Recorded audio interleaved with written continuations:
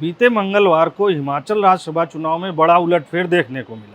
बहुमत के बाद भी कांग्रेस के 6 विधायकों के क्रॉस वोटिंग करने से कांग्रेस उम्मीदवार अभिषेक मनु सिंघवी और बीजेपी कैंडिडेट हर्ष महाजन को बराबर वोट मिले। विजेता का फैसला करने के लिए लॉटरी सिस्टम को अपनाया गया। रिटर्निंग ऑफिसर की देखरेख में बॉक्स में दोनों कैंडिडेट के नाम की पर्चियां डाली गईं और बॉक्स को हिलाकर पहली पर्ची निकाली गई। पर्ची में अभिषेक मनु सिंघवी का नाम था, फिर भी वह चुनाव हार गए और बीजेपी के हर्ष महाजन को विजेता घोषित किया।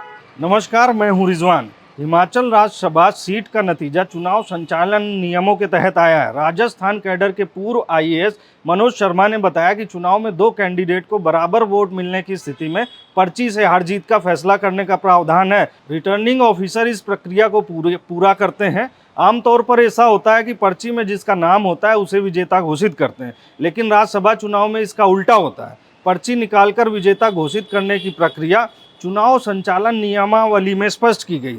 चुनाव नियमों के अनुसार राज्यसभा में 2 या 2 से अधिक कैंडिडेट को बराबर वोट मिलने पर चुनाव संचालन नियमावली 1961 के सेक्शन 75 के 4 के तहत लॉटरी यानी पर्ची से हार जीत का फैसला किया जाता है। नियम के अनुसार राज्यसभा चुनाव में जिसका नाम पर्ची में लिखा होता है उसका वोट विरोधी के खाते में गिना जाता है और इस तरह विजेता का फैसला किया जाता है। इसी नियम के चलते अभिषेक मनु सिंघवी को पर्ची पर अपना नाम आने के बाद भी हार का सामना करना पड़ा और बीजेपी के हर्ष महाजन चुनाव जीत गए।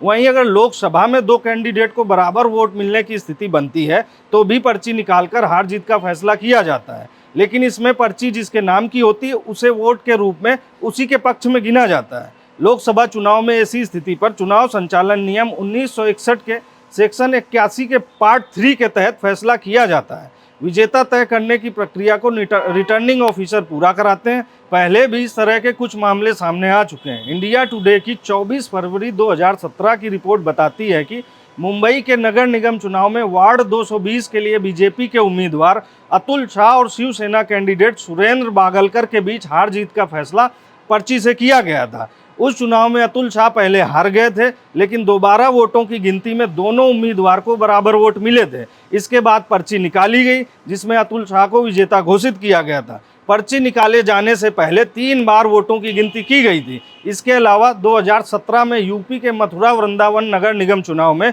वार्ड 56 से बीजेपी उम्मीदवार मीरा अग्रवाल को 874 वोट मिले थे और इतने ही वोट कांग्रेस कैंडिडेट को भी मिले थे। तब पर्ची से विजेता का चुनाव किया गया था और मीरा अग्रवाल को विजेता घोषित किया गया था। शुक्रिया। अगर ये वीडियो आपको पसंद आया है तो इसे लाइक जरूर करें। अगर चैनल अभी तक सब्सक्राइब नहीं किया है तो कर लें और नोटिफिकेशन पाने के लिए बेल आइकन भी दबा दें।